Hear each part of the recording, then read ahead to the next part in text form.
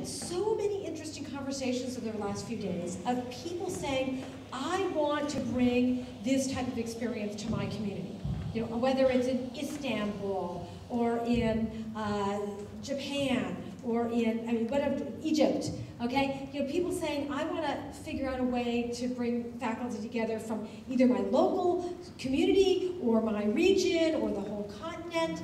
So, as you know, we've been doing this for quite a number of years. Since 1998 was the first roundtable. 2001 was the first global program. And we now are in a position to say, wow, there's a tremendous amount of groundswell of enthusiasm around the world. What should we be doing next?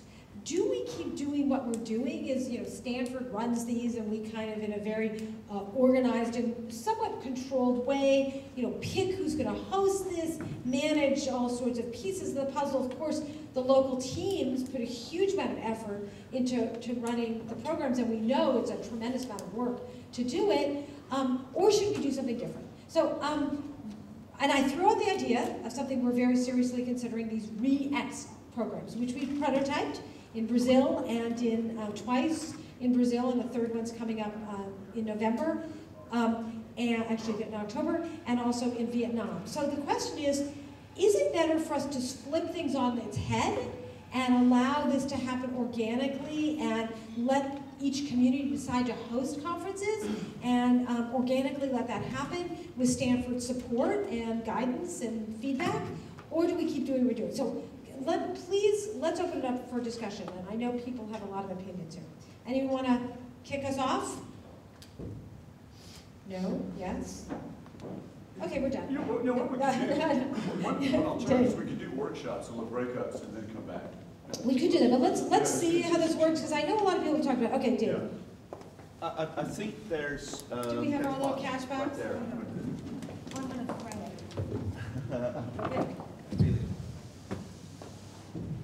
I think there is a little bit about being, you know, we talk about global, but this is actually European. And you know, when you go to Stanford, to the REE in Stanford, it's the USA group. And unless you move around the different, you know, Asia, South America, Latin America, Stanford, you don't really truly get a global perspective.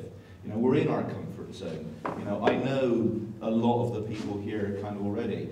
And, you know, I taught this language about being global, but I don't know my colleagues in China. I don't know my colleagues in Latin America to the degree I want. And so if we're truly going to be a global network, we need to find some way of joining up those dots more effectively.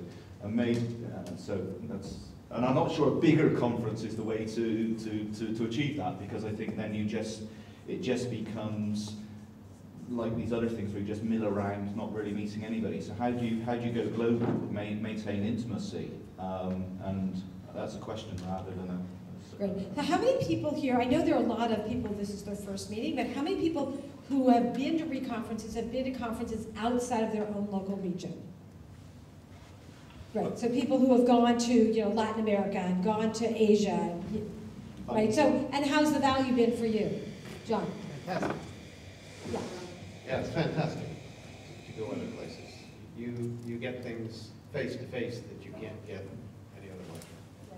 It's an interesting thing because getting even the U.S. faculty to go somewhere else is really amazing. I mean, actually people in Europe and in Asia and Latin America are more likely to go somewhere else than in the U.S. So I feel your pains, but I think the value from someone who's actually gone to all these new regions, it's totally incredible and valuable to be in different places. It was phenomenal when we went to my first trip to South America, to Buenos Aires. And there was only one other American representation. And I think the beauty of REE in its formative stages was, and when you went to the US, there was a bunch of people who ran entrepreneurship centers, and it was very much, how do I get more money, manage private relationships. Europe, for a long time, was talking about how do we con the government out of money, which has to change.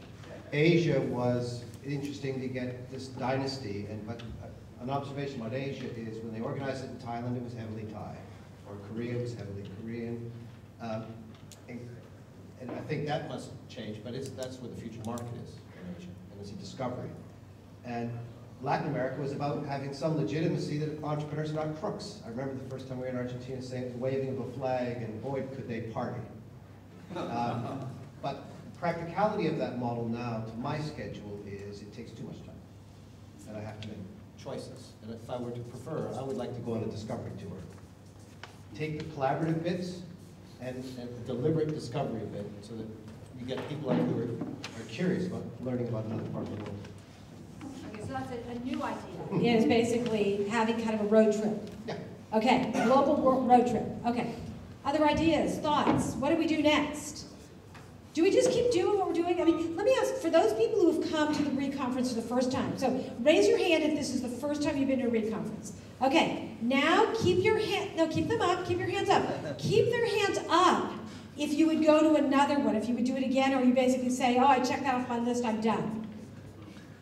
So people are saying, so most people kept their hands up saying, yes, I've come one time, I would do it again. Okay, so for those people, would you go to some other part of the world?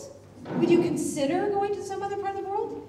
Okay, great. But would it also be really important to be able to go to another place in Europe or in your own region?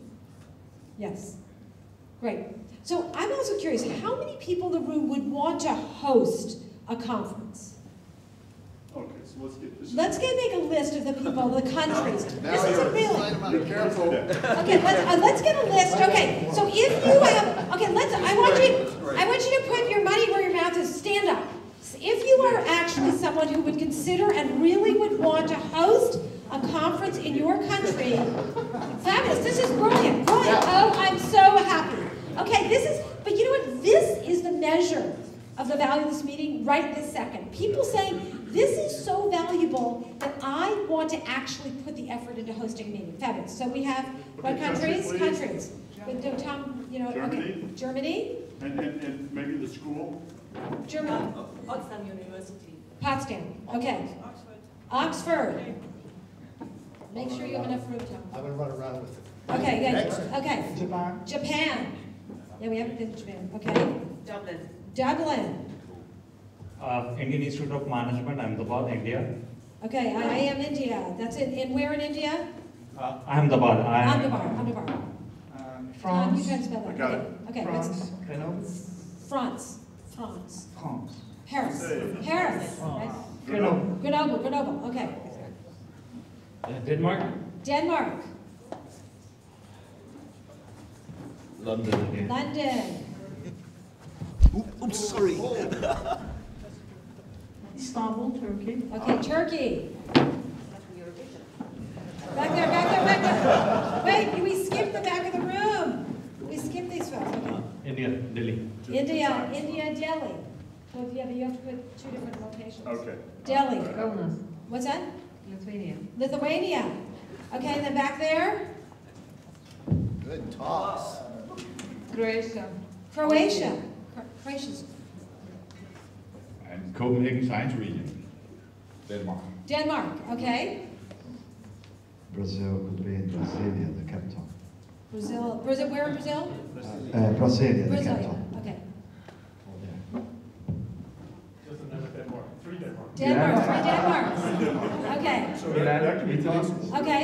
Milan, Italy. Milan. Okay. Desperately needed. Yeah.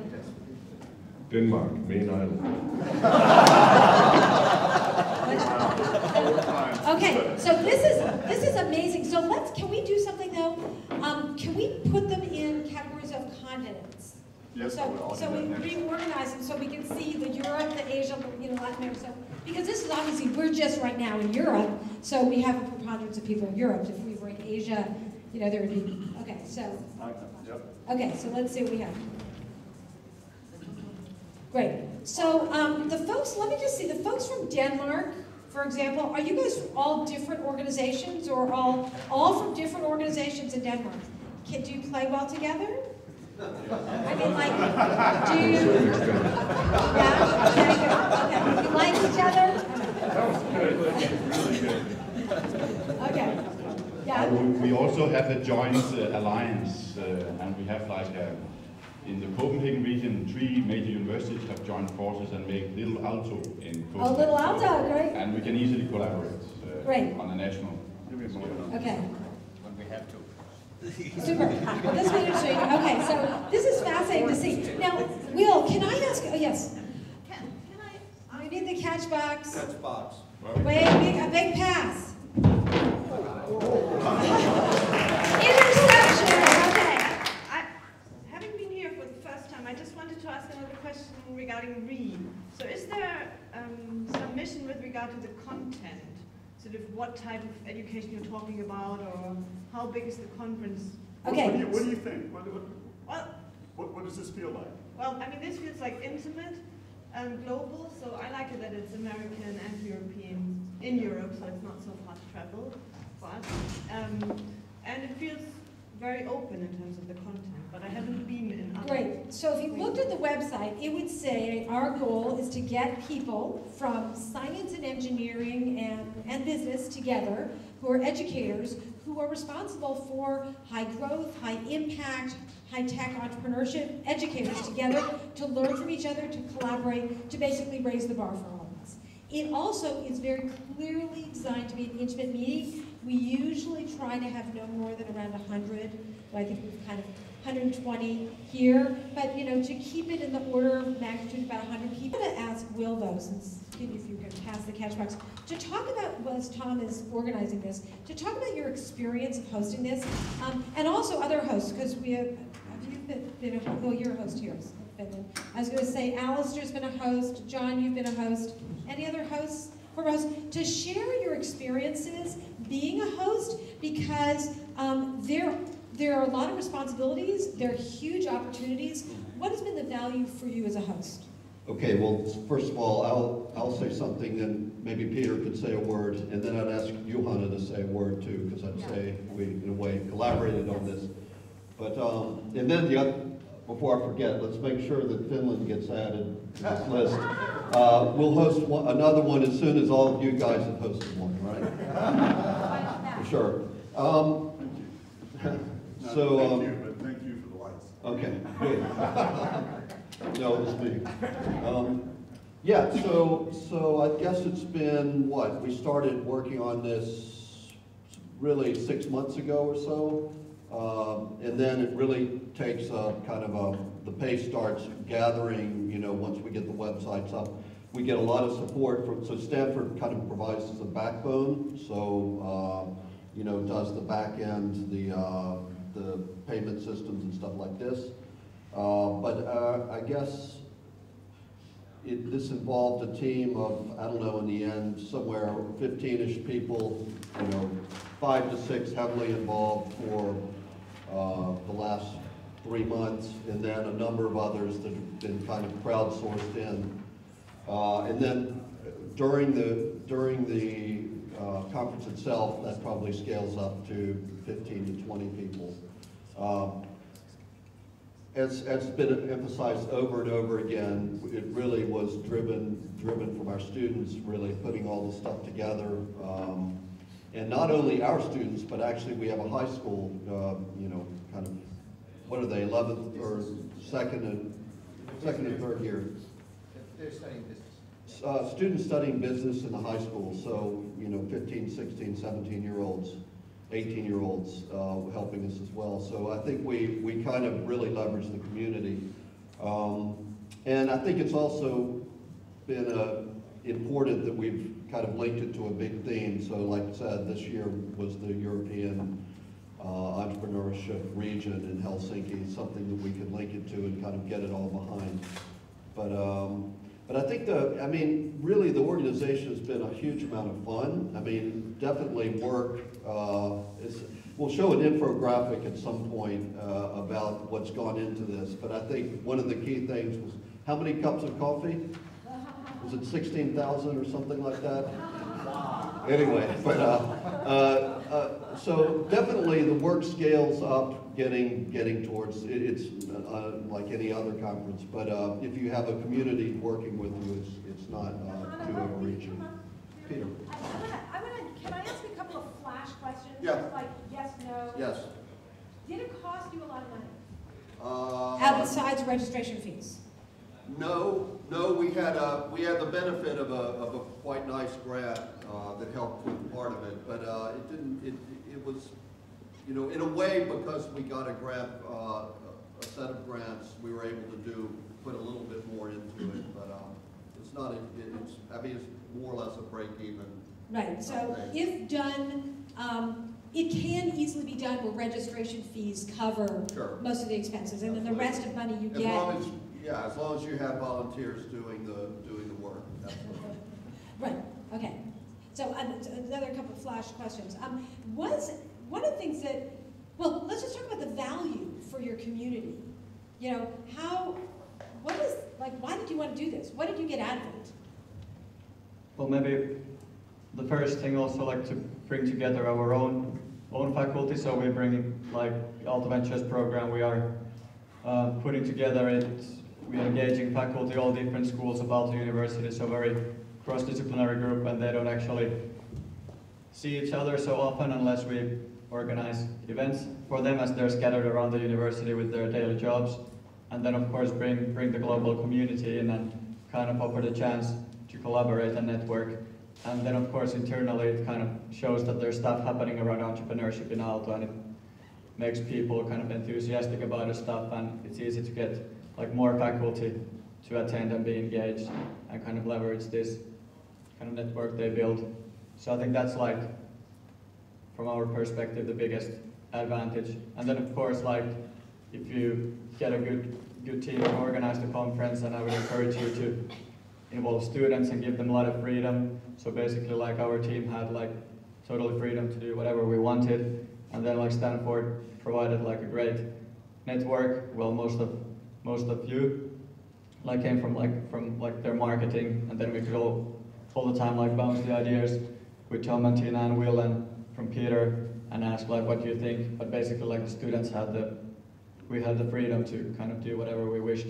And then at the end of the day, it's like you can do it kind of a low maintenance type of thing, like the space is from the university, for example, and like the minimal viable product would just basically be a space like this, and then get a few great speakers who would draw people in, and then it's mainly about you when you show up here, and then it's you who make actually the conference and the discussions that happen here. So yeah, but it's been like great experience.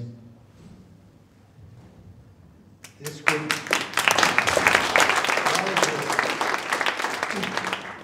I think this is the entrepreneurial secret of Aalto, not the faculty.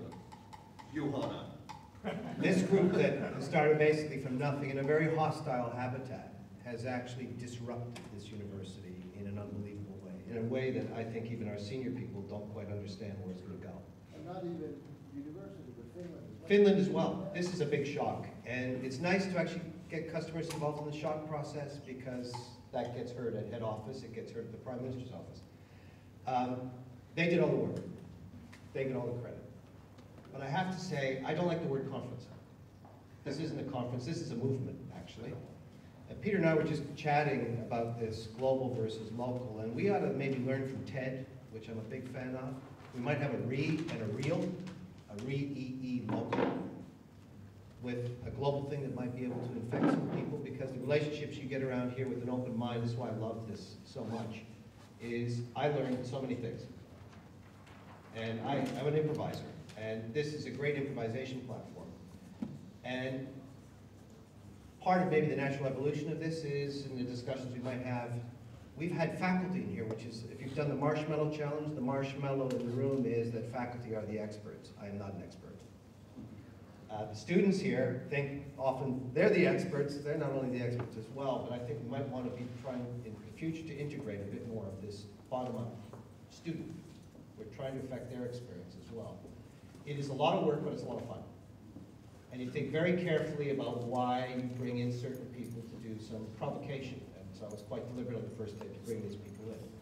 Because I think this is the place. You can just let your guard down a bit and have conversations that are probably uncomfortable for administrators in your school. Don't be afraid.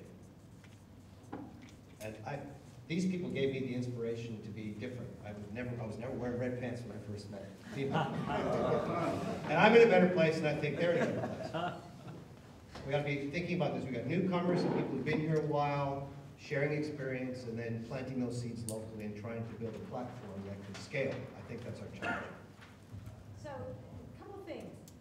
One question, what is the difference between doing something bottoms up versus tops down? Like, how would that feel different than the way it is now? If it was sort of a REX model as opposed to a REE model with Stanford managing it. How would that be different? Matt? Yeah. I actually think this REE was an REEX. It was more in that vein because we did very little, other than run the back office registration. And we looked at a draft of a couple of times of the agenda, and I said at dinner last night, mostly we said is more breaks, which by the way, we're gonna have a break in 5 minutes. I know. So we'll take a break in 5 minutes, but just more breaks, just longer breaks and pace, throughout. This felt like an REEX would be to me, and with the student thing, the sort of the students driving the bus, if you will, driving the whole operation. Because you allowed that to happen, it's added a new sense of vigor and vibrancy to it. So to me, that feels like a very organic bottoms-up thing. So let me ask a question here. There are, let's see, 1, 2, 3, 4, 5, 6, 7, 8. No, but I'm thinking just in Europe. 1, 2, 3, 4, 5, 6, 7, 8, 9 places in Europe. Now, it would be fabulous to have re-conferences at all of them. Now, if you planned it the way we would have done it in the past, we would have said, that's 9 years. Let's plan out 9 years. Okay? That's one approach. The other is saying, well, you know what? There could be a re-conference in Turkey. There could be one in Istanbul. And there can also be another one in Italy. And they can happen both in the same year. And people who want to go to Italy, go to Italy. People who want to go to Istanbul, go to Istanbul. People who want to go to both, go to both. In the REX model, we could basically have as many as we want going on, just kind of like with the TEDx model, right? They could have, TEDx Palo Alto High School, and they have a local meeting, and other ones are much more regional. I'd love to hear your thoughts on this. Is it something that, wow, I'd only go to one a year, or I only want to go one in my neighborhood, or, having more is better, or is having more just confusing? And I'm going to draw this with a little bit of geography. Okay, good. We're going to test your geography. This is going to be fun. It's going to be fun. Okay, so thoughts on this? Yeah. Here. You ready, Catch? Great. Well, this is my first REE, and I can appreciate that perhaps at a local level you can have something smaller that is perhaps very focused on some local issues.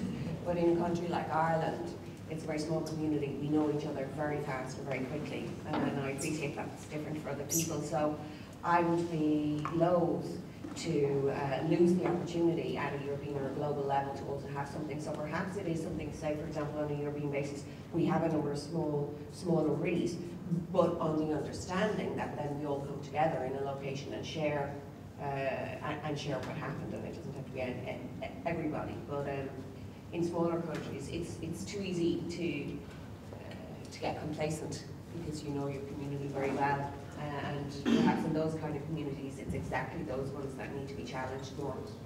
So, good point. That'd be my Margaret? Any other thoughts on this? Sorry, I'll just throw.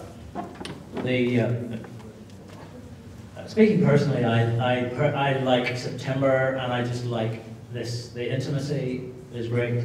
The internationalism is great.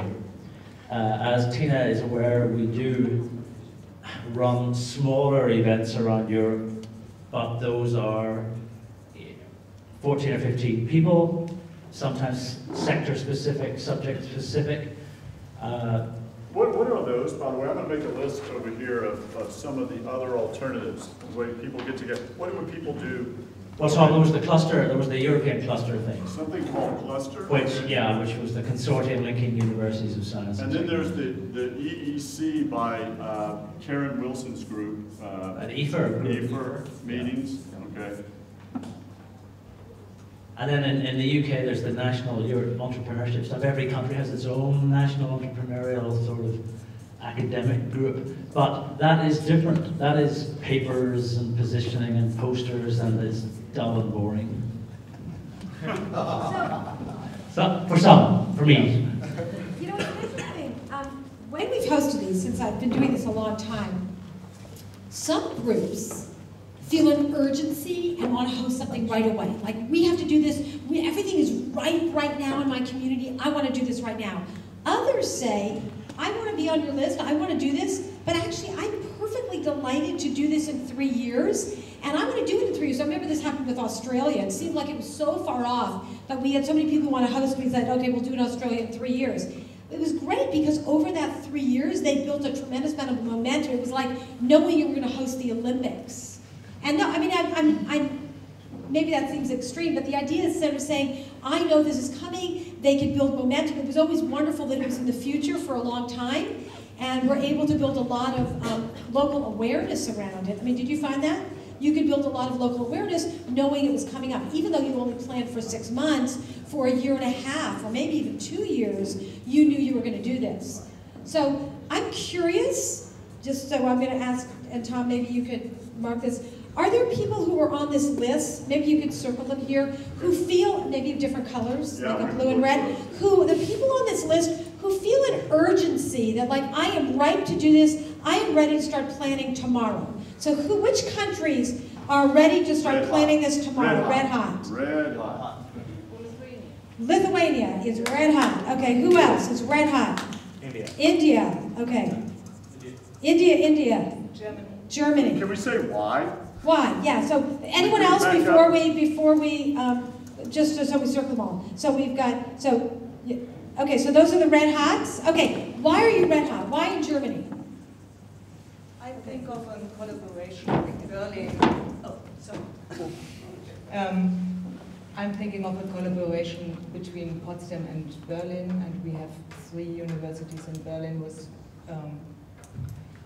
the fact of entrepreneurship education. In Potsdam, it's a good thing too. It's close by. It's an interesting place, and I'm personal. In my life, I organize so many events, so I see. So you're ready. No problem. So you're ready. But also Berlin is, people are fascinated with what is happening in Berlin economically. It's really it's a very interesting, very people different. around the world talk about Berlin. Yeah, exactly. As a hot spot right now. Okay, Germany, Lithuania. Let's pass the ball to Lithuania. Well, we haven't got something like a national entrepreneurial network, and that conference, like REE conference for Lithuania, would be shocking in some sense. But I think it would be more effective if you're thinking of how to say developing things and moving these things forward. So that's my explanation. So for you, it would be really important as a catalyst. Yeah. Okay, great. And then India, we've got 2 Indias. I think rationale has been built on 3 or 4 aspects why we think that we can host next in India. The first at the government level, where we have done a lot of work in last year and a half, and I think the Department of Science and Technology, where we have just released our white paper the last week about the need of entrepreneurship education and the kind of funding and everything, whatever is required for the creation of the new job. And I think entrepreneurship is going to be the major driver for the country's growth. So the rational one has been in terms of the work done at the government level.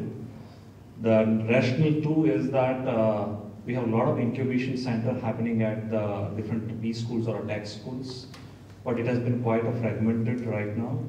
And whatever our understanding or get a feel of it is that RE brings that togetherness, and it may allow us to integrate all of them, tech schools and B schools coming together as a combined force, number 2. And the number 3 is, as a rational, is the kind of startups like a startup Sona here, amount of incubation activities happening, and the venture capital firms' presence in India in terms of, I could be wrong, but my guess is after maybe California and Silicon Valley, the largest number of pool of venture capital firms is actually in India. And a lot of work is happening, but whatever is happening is a lot more on straight away into application side. So I think we need a little more academical understanding about how to build and creating the support system. Great. Now, go ahead. Wait. I think we have 4 Denmarks. Yeah, but can I just stay with India for a second? Just hold on 1 second. So can you throw the ball back there? So the thing is, you guys are in different organizations. You're in Delhi. You're in Delhi. So you're north, you're down south. West. West. Okay, that's by geography. Okay, so is this something, I mean, India is a big place. Is this something that people would fly across India to go to one of these locations or some other neutral spot? Have they demonstrated that before? I mean, is it something that you go, oh my gosh, really, you know, these are such different places, we have very different ecosystems, or is this something that... It's analogous. I guess Delhi is obviously a lot of people know, but in terms of the traveling and communication within India is not a real challenge between north, which is Delhi, or west, which is Ahmedabad. The only possible reasons for suggesting about Ahmedabad is that there is a big kind of a campus like Aalto, and the possibility of hosting them along with Government of India support, because Indian Institute of Management is directly associated with one of the initiatives by that. So that's the opportunity available. But of course, the venue could equally be a Delhi. Only thing in that case, the campus may not be a real solution. So a follow-on to question to this. How many people in this room would at least try to go to India if they organized something and it was a compelling agenda and it all looked good, would you do your best to try to go? How many people in this room? Wow. Ah, that's very interesting. Okay. Because obviously India, it's a strategic, you know. Right. Did you want to add position. Sorry? Or to accept data. More. Hold on. Stop a second. More on India? Would you just pass it on to our other India friends? Well, dates are excluded. Yeah, I think in Delhi has no dearth of venues. We have IIT Delhi, fantastic campus, something like this. So venue should not be a problem. We have various other universities, campuses there. I think any National Entrepreneurship Network has already done a good job, and there are so many, B schools and engineering schools already a member of that. So they are looking for the next step. They had their, they're touching the roof already. John and Tina, we have had wonderful educator courses. But now they're looking for the next step, and this kind of international exposure would be wonderful for them, and I think they're pretty much looking for that. So it should not be a problem. Yeah, one quick little asterisk there. Both John Mullins and I have been involved with this National Entrepreneurship Network. I know you've done a lot more than I have, where they have quite an extensive curriculum to teach professors how to teach entrepreneurship. And I think there's something very powerful about saying you become teachers and then you become the leaders and leading the next generation. So I'm actually really excited about that thought. John, do you want to add anything to that? No. Okay, there is... There's somebody back at Soren wanted to say something about it. Soren want to say something, and you... There are already 3,000 colleges, who have already enrolled to NEN, so you can imagine the kind of people looking for the next step. Next step, yeah, great. Okay, Soren. Well, I guess we are in the 4 Denmarks, and as Michael mentioned, I guess that's currently lots of stuff is going on in Denmark. I realize we're close to Finland, so it could be perhaps a timing issue. And I'm sure that a REE event would be a high impact thing that would really help the region. So I put you in blue. Yeah. So blue. So I think we're, as Megan said, I'm sure we could collaborate on something. So the point is, you're enthusiastic, but the fact that it's so close by maybe makes sense not to do something instantly. Okay, great.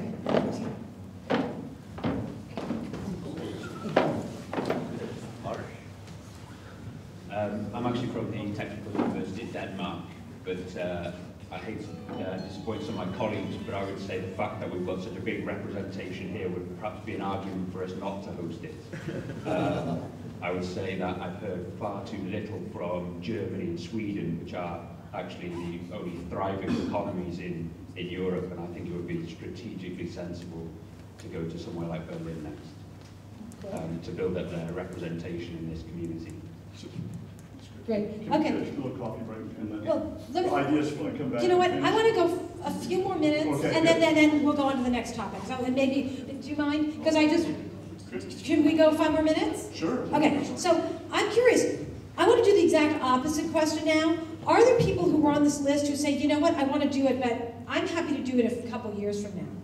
who's like, I'm happy to be, green. You could do it, like, I'm happy to say, I'm happy to do it, but it's certainly not an urgency. I mean, keep me in the loop, but so there's Oxford, okay?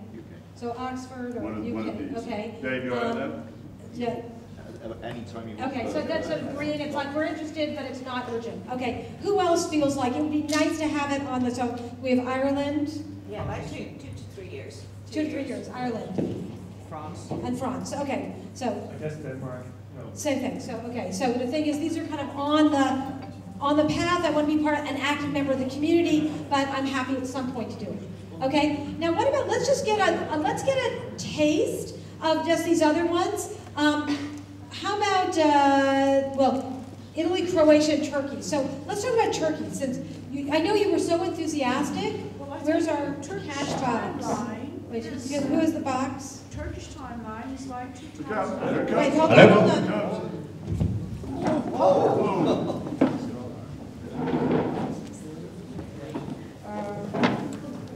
Turkish timeline is more likely 2014, so therefore we could stand by, but Istanbul is ready, round and dynamic, and I think it will be a very interesting meeting. And I like to see it as more like a workshop, rather than lectures, etc. Great. So something in a couple years range. Okay. What about Croatia? Where's Croatia? Okay. Gently. Actually, I was thinking about also 2 or 3 years ahead, because we need some time to prepare, but we are very interesting, and if you are interested, we can also organize it next year. I was in Croatia for a short time, and I was really blown away by the opportunities and the challenges. I thought it was an absolutely fascinating We are part of the also in world. urgency, I would say, and we are in urgency. Urgent, We yeah. really need such conference, because in the city where I live, we are like Center for Excellence in Entrepreneurship Education in this part of Europe, I would say. We have UNESCO chair in entrepreneurship, and we are doing entrepreneurship education from 2000, but maybe 2 years ago, or 2 years ahead. Great. How many people would go to Croatia? How many people would be enthusiastic about going to Croatia? Okay, cool. And what about Italy? Where's our Italian friends? So can you give us some thoughts on that? Well, I would say it's not a priority for me personally, because I'm not in the education business, although I am interested in the topics. I would be interested to help, meaning make sure that Bocconi University, Politecnico di Milan, and so on get on the list. But the fact that there was no professor, no educator here is just a symptom of probably lack of connection, although it's desperately needed. In Italy, we need to change a lot of things. There have been in the past. It's just we have people from industry. And then Fernando, do you have a comment? Did you have a comment? I would be happy to support whatever REE event happens in Italy. I'm on board. He'll conjure it up. Yes, I will conjure up something. Okay. But it would require some academic. Did you have a comment? Well, you have a really big long pass. Big long pass. I was waiting this moment for the whole time. Elberry.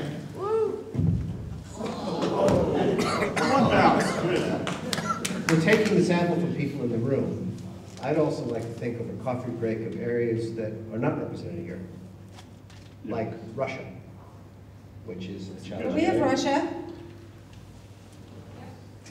I think a lot of people would have an interest in exploring that part of the world. I just got back from Singapore, where the government is trying to deal with the challenges. Africa, to pick up Doug's point, Nigeria. Right, and I know, I just got back from South Africa. I'd love to do something there. So, that obviously we're at this meeting with a large center of gravity of Europe, but I think the point is great, is that there's so many other places in the world that I would love to explore, and I think that where we can actually have a very, really profound impact in certain places. I got one. Okay, can you just go back to the thanks. I love it, it's brilliant. It's funny, we're going to Mars, okay. I want us to be able to get to the coffee break. So. I don't want to. Okay, so here's a question. I want to drive this to some conclusion. conclusion before we break? Otherwise, you know, it's sort of like, now what? So we have the ones that are red that are in Europe, are Germany and Lithuania. Now, let me ask you a question. Does it make sense to have 2 in 1 year and just say, okay, there's going to be 1 in Germany, 1 in Lithuania? Or do you go, no, of course not. I just, like, 1 is enough. You know, the thing is, in the REX model, anyone can host one anytime. But does it make sense to have some level of organization where things don't end up essentially cannibalizing? Okay, so how many people feel like there should just be 1 in a region a year? Okay, that's overwhelming. Okay, so with Germany and Lithuania, we could have a little bit of an arm wrestling. Does anybody feel like, I mean, do we want to have a little, I mean, how would it just, in this REX model, how does a decision get made, right? Because in the RE model, we would go back and make a decision. We'd go out and we'd in the smoke-filled room, and you know, white smoke would be Lithuanian, black smoke would be, you know, would be Germany. Like selecting a pope. Exactly. Okay, so how do you make a decision? Yeah. Uh-oh, catch box. Nice. Yeah, as an observer, interested observer, I feel frustrated that, for example, places like Norway and Sweden are not represented here. Almost like position of arrogance. We've hosted the meeting in Norway before. Let me just make a point, because I think if we do something in Lithuania, I think we ought to extend it into the Baltic areas and make a big effort to, let me make a point here. I mean, there's more and more discussion in Finland on the government level to have, maybe as a counter effort to the EU, to have more cooperation in the Baltic level. And I think we should leverage of that.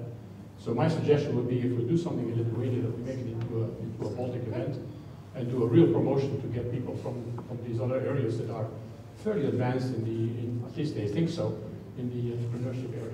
You know, it's an interesting, really interesting point, is when you host a conference, how do you define it? Do you define it? We define this as RE-Europe. So the thing is, people come who essentially identify with, I want to go to a conference about entrepreneurship in Europe. You know, we don't have like a RE-Global. We've got, you know, so you have a RE-Europe, RE-USA, RE-Asia. So you could have different definitions, like RE-Baltic region, okay? And it could be, you know, I don't know. So it might be interesting, like if you did something in Germany, how would you want to define it? What would be the region that you would feel would be the representative? For me, it's Europe. It's Europe. And what I'm missing here is East European. East European. Yes, because it's very important. I know a lot of people living there from Romania, from Poland, and they have really special problems, very different from Germany, and in my opinion, they really can need help like thoughts we are thinking here. Great, thanks. So I'd like to make a comment about this. What this group does really well, if Karen was here, did you meet her on Wednesday or Thursday, Karen Wilson? If she was here, I would ask her to talk about this, so let me see if I can explain it. When they put together it's more or less a professional development teaching workshop, how to be a better teacher, how to teach the case method, how to do experiential teaching. It's not so much about how to build programs and institutions, but when they pick the 60 to 70 people who come to these week-long events. First of all, has anybody ever been to one? Who's been to an EEC? Okay, so help me on this. But when they pick them, they actually do a good bit of prospecting. They call the universities or surf the web, do the research, find out who the entrepreneurship educators are in that university. They call them and they make him specific invites, verbal invites to say, we really want you to consider this, not some sort of email blast that gets lost in a filter system of, of your email. But they are proactive in gathering the professors that they want to come for this 1 week of training. And then they build into an alumni network from there. So this this has generally not been the case. We have some lists that have been gathered over the years, the previous REE members. I think Will and Aalto had some lists, but it wasn't that kind of, okay, let's just map out. Let's just do a complete mapping of the universities across the regions like Eastern Europe, and literally contact them up and down their hierarchy to find out who would most benefit from coming, and then make a special invitation. So I think these are really interesting. One thought is, and this is just to be provocative here, would it make sense to do something in Lithuania that was... Turn it back. Oh, I thought it was on. Yeah, just a second. Oh, would it make sense to do something in Lithuania that was a focus on Baltic region, and something in Berlin that was, you know, Eastern Europe focused? I mean, is that like strange? It's strange, that's strange, okay. I was wondering if that was, so it's discriminating, okay. So the thing is they both would be sort of a European focus, but there would be a special attention to inviting people from that region of the world. Okay. Yeah? I would still say that we should not let them turn into,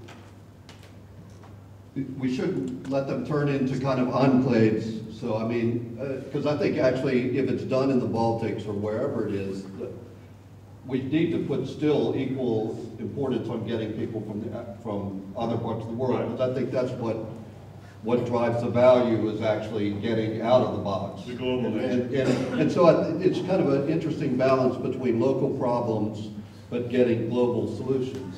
I think you're absolutely right. Local, right? Right, the diversity in the room is important. Yeah, Dave, you get one.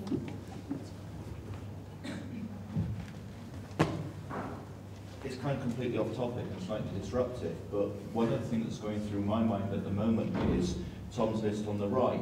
You know, where else do I go? And if you're going to do a REX, should a REX be associated with South by Southwest, for example, or the Touring Festival in Edinburgh, or GCEC, where I'm going in October? Because, you know, at those assemblies where we're there will be value in putting together the educators who are kind of attracted there and having a REX community as a fringe event to some of the other places we're kind of going to anyway. So it's just a... Yeah, we actually do that. Like, we found that we were, no, we've done some, no, I'm not saying all of those. We've experimented with that. We, in fact, became so closely aligned with the NCIA Open Conference that we ended up deciding to merge them because we had so much of an overlap and interest that we actually have a REE-track that runs through that conference. So, good point. And the question is, does it end up cannibalizing those conferences? Do you say, well, listen, I can only go away for a couple of days, so I'm not going to add another few, and so is it better to have a standalone meeting, or is it better to be, you know, right next door to something else? I just wanted to add a comment. What I really enjoyed about this conference was to see what's actually happening here and sort of being in this innovative hotspot. So I think picking a location where there's something interesting going on in that university that's kind of inspiring to everybody adds a lot of value to the learning. So here's a question. I mean, this is with this REX model, okay? We're not going to make that decision. How do we decide? How do we decide where the next one in a region is going to be? If we have Lithuania and Germany and they're both are eager to do it, how does that decision get made? Does anyone have a suggestion? What's that? Crowdsourcing model and actually do what we did yesterday. Put in applications and proposals and have a community vote. Okay, one's a community vote. Any other ideas? What I'm working with is just standing in the room. That's like a world card or European card, and everybody is standing there where he wants to be. Okay, so listen, stand up. Why don't you stand up? You're Germany. I'm standing up. Yeah, stand up. And Lithuania. Lithuania, will you stand up? Come over here. Or actually... It's not from the quotation. Everybody has to stand up and just make the map with all the people are in there. And they are going to the place... Yeah, exactly. That's the point. That's the point. So, in fact, so stand up. This is going to be before coffee. We're going to go to Lithuania. We're going to go to Germany. Okay, over the next couple of years. How many people want to go? If you want to go to the first place you go to is Lithuania, follow her to that corner. And if you feel like you want to go to Germany first, come over to here. Okay? Right now. So we'll see. We're going to do a little crowd voting. Okay? Germany, Berlin, or Lithuania?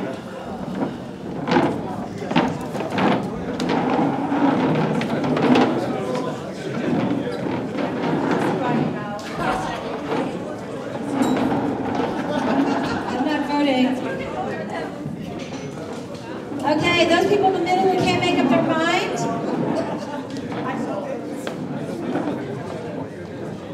Okay, people in the middle, make up your mind. Lithuania's over there in the back of the room.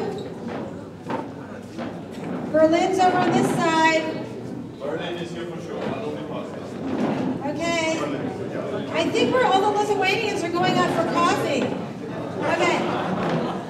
Okay, so let's see. This is where it's great. It's very even. It's not like this, you know. Okay, let's do it, you guys. So let's do a little count off. Can you guys count off? We're just gonna. Shh. Can we just count off numbers? Start with you. 1. Just really loud. 1. Just count off number of you. Well, can you just? Okay. Well, you guys count. Can you guys count? 1. Yeah, 1. 3, 4, 6.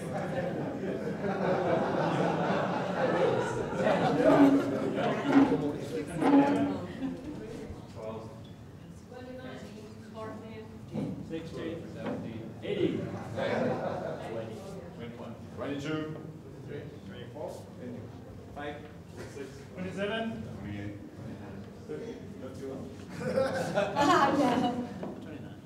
29? 30? What do you guys have? 31. Is that true? And you have mine. You 31. How many people were over there? We got a tie, team. It's a tie! Why don't we have a road trip? Okay. I'm kidding. I'm kidding. How many do you guys have? I'm kidding. How many are you? That's 50. 50. 1, 2, 3. That's it. Okay, I think Berlin has more people, right? Doesn't this? That's right. Okay, so we're going to come back in a little bit and we'll talk about the next steps. Okay.